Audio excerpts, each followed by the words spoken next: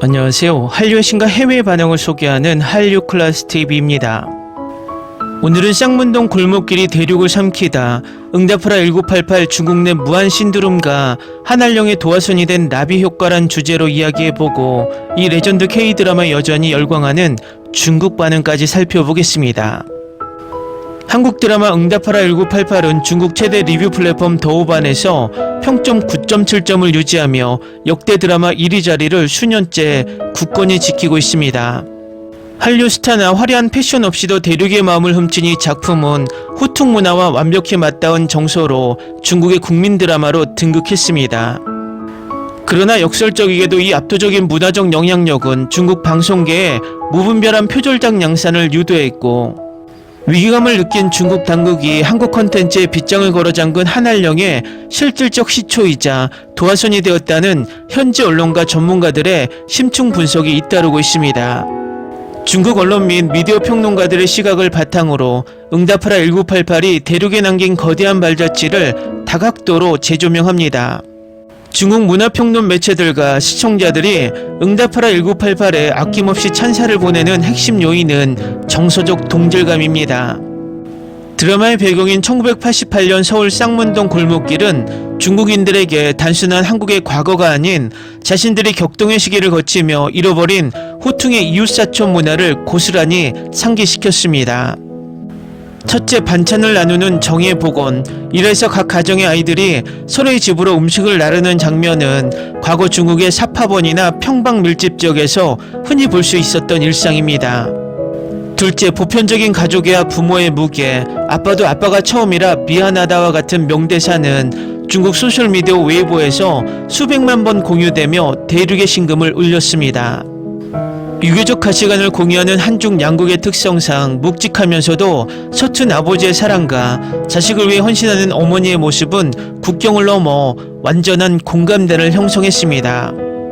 셋째, 대중문화 공유의 기억. 작품 속에 등장하는 장국영, 주윤발 주연의 영화 영웅본색과 왕조연의 천녀유언은 당시 한국뿐만 아니라 홍콩 영화의 전성기를 함께 누린 중국 청춘들에게도 완벽한 자신들의 추억이었습니다. 이론의 중국 시청자들은 타국의 드라마를 보면서도 이질감 없이 극중 시대 배경에 완벽히 동화될 수 있었습니다. 응답하라 1988의 메가히트는 중국 드라마 시장에 거대한 충격을 안겼습니다. 화려한 자본이나 자극적인 막장 요소 없이도 최고의 흥행을 거둘 수 있다는 것을 확인한 중국 제작사들은 정식 판권 계약 없이 무분별하게 이를 모방한 작품들을 쏟아내기 시작했습니다. 우리들의 청춘기 논란. 2017년 중국에서 제작된 이 드라마는 1980년대 후반 한지붕 5가족이라는 설정, 등장인물들의 성격 배치, 이웃 간의 갈등 구조까지 응답하라 1988의 뼈대를 그대로 베껴 현지에서도 거센 비판을 받았습니다. 제작사 측은 공식적으로 리메이크라는 언급을 회피했으나 중국 네티즌들조차 부끄러운 불법 표절작이라며 자성의 목소리를 냈습니다. 당시 한국의 TVN 측은 정식 판권을 판매한 적이 없다고 밝히며 깊은 유감을 표하기도 했습니다. 누차 커아의 저가문과 끊이지 않는 아류작. 2020년 방영된 청춘물 역시 골목길 다섯 친구의 성장기와 가족관계를 다루며 대놓고 응답하라 1988의 그림자를 쫓았습니다. 현지 평론가들은 중국 청춘물 시장이 1988 콤플렉스에 빠졌다고 진단하며 시대적 배경만 90년대 말 중국으로 바뀌었을 뿐 서사의 전개 방식과 연출 기법이 한국의 원작의 틀을 벗어나지 못한다고 꼬집었습니다. 영혼 없는 복제가 남긴 한계. 인민망 등 관영 매체들은 중국형 표절작들이 실패하는 이유에 대해 단순히 복고풍 위상과 소품을 나열할 뿐 당시 중국 사회가 가졌던 진정한 시대 정신과 소시민들의 내밀한 삶의 결을 담아내지 못했기 때문이라고 일갈했습니다. 원작이 가진 세밀한 감정성과 디테일을 거친 자본으로만 대체하려다 보니 시청자들의 외면을 받게 된 것입니다. 수많은 아류작의 범람 속에서도 원작의 가치는 더욱 빛났습니다. 중국의 리뷰 사이트 더우발에서 응답하라 1988은 수백만 명이 참여한 평가에서 평점 9.7점이라는 경이적인 점수를 기록하고 있습니다. 이는 현지 최고 인기 중국 드라마들조차 쉽게 넘보지 못하는 수치입니다. 그 결과 이 드라마는 중국 내에서 인생의 나치판이 된 드라마라는 칭송을 받으며 중국의 젊은 세대들은 매년 겨울이 오면 이 드라마를 재정주행하는 문화까지 생겼습니다. 고독한 도시 생활과 치열한 생존 경쟁에 지친 중국 청년들에게 쌍문동 골목길은 일종의 정서적 피난처 역할을 하고 있습니다.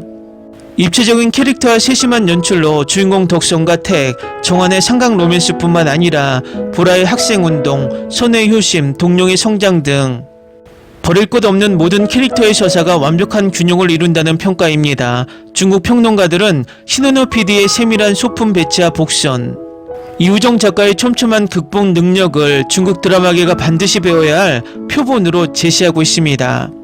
가장 주목해야 할 지점은 이 드라마의 메가히트 지점과 중국 정부의 공식 비공식적인 한류 규제인 한한령의 발동 시기가 절묘하게 맞물린다는 사실입니다.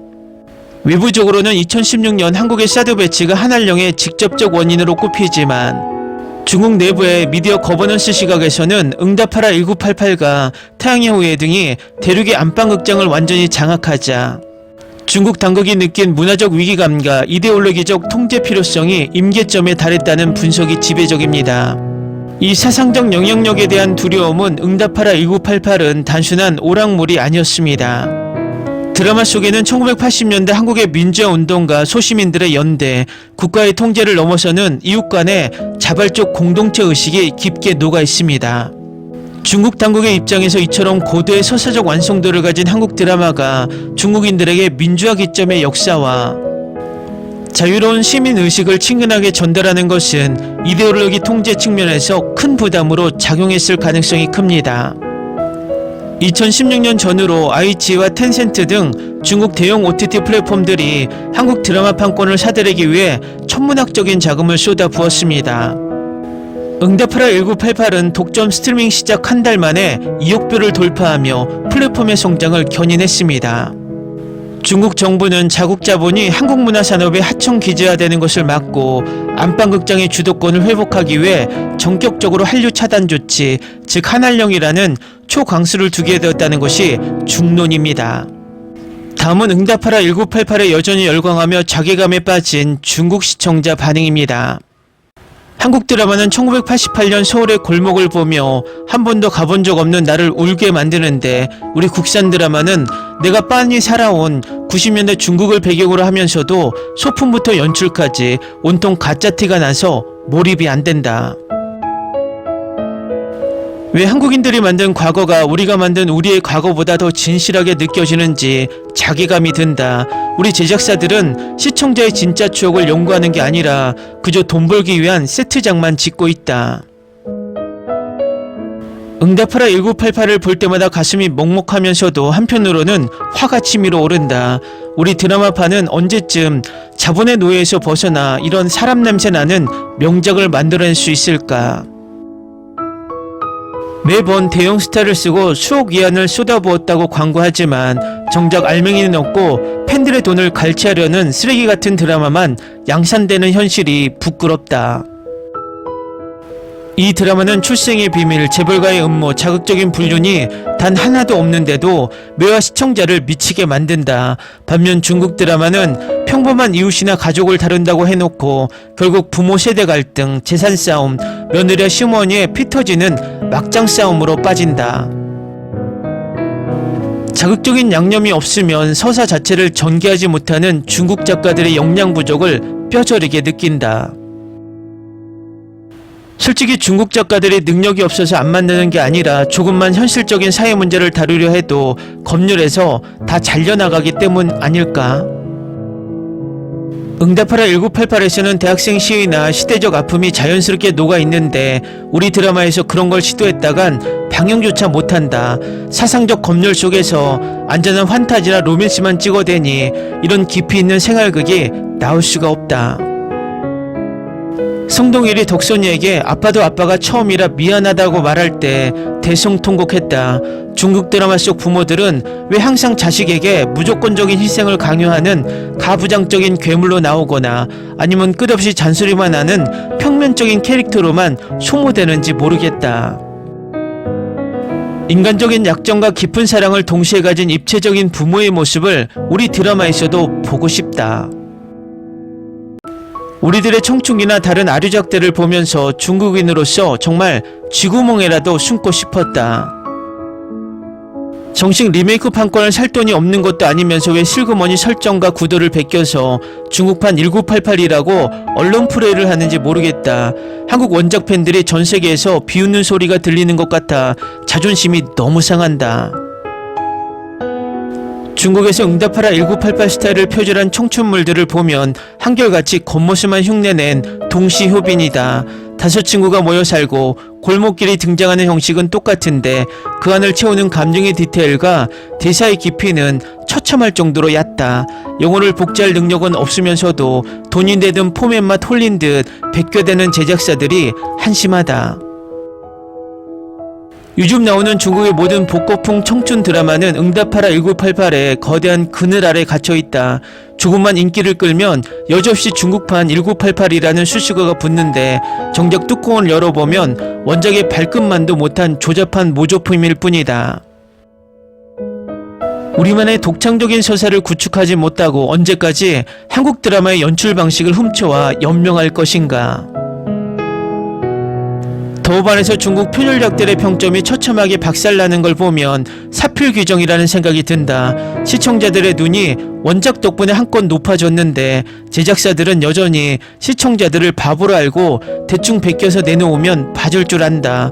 부끄러움을 모르는 제작사들 때문에 중국 드라마 산업의 미래는 암담하기만 하다. 중국에서 아류작들이 쏟아져 나올 때마다 역설적으로 응답하라 1988의 위대함만 더 돋보인다. 아무리 자본을 쏟아붓고 유명한 아이돌 배우들을 갈아 넣어도 원작이 주는 그 묵직한 감동에 1%도 재현하지 못하는 걸 봐라.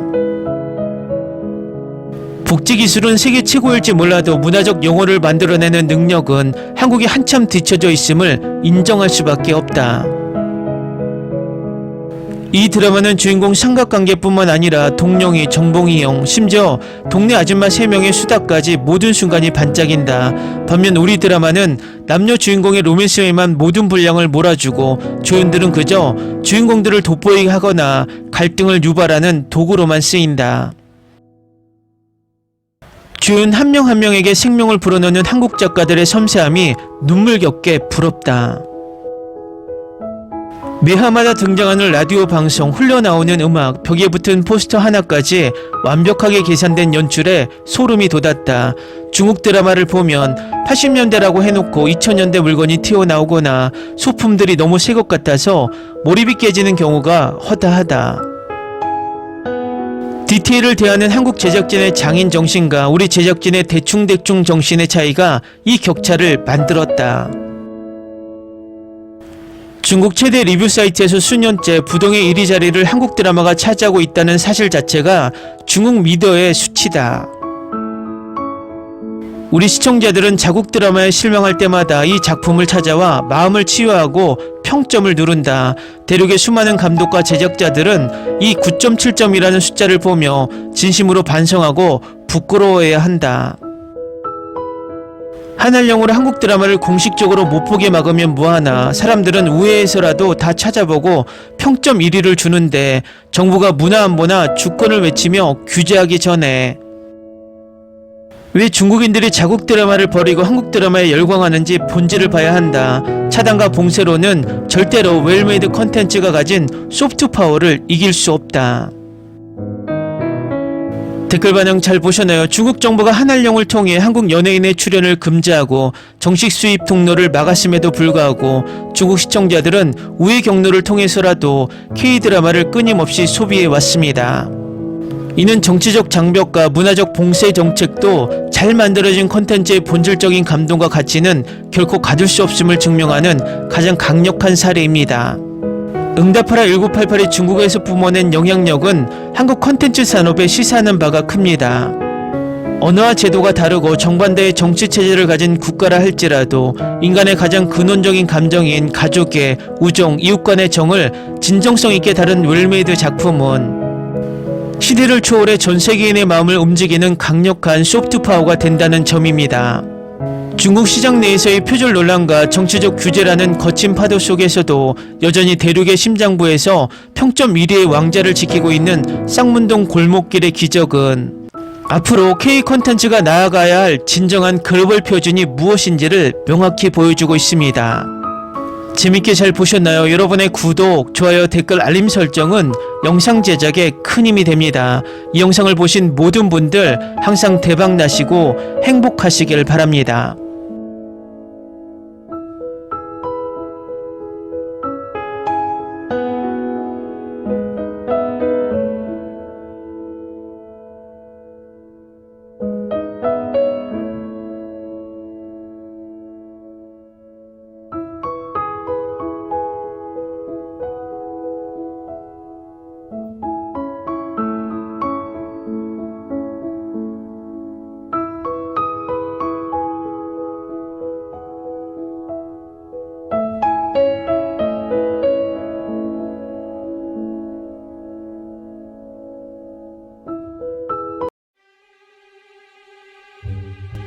Ni se te ocurra.